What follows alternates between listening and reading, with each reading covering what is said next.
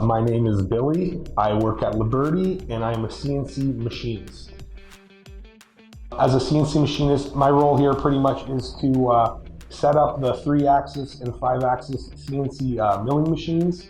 A little bit of what that entails is I'll come in and I will get my work instructions. I'll figure out what fixture I need, what parts I'm running that day, and then I'll set up the tooling and I'll set up the location of the fixtures inside the milling machine. So pretty much get it ready for the day's production. I've been at Liburdi for approximately 5 years now, and one of the things I like about Liburdi the most is the people. Everyone is really friendly, it's very diverse here, and everyone is always willing to help.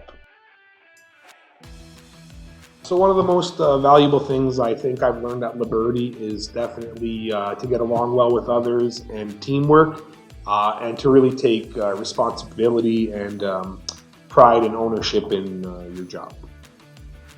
So Liburdi helped me start my career here by really helping me out with continuing education and on-site training at work, teaching me everything I needed to know about how to properly run and maintain a CNC machine.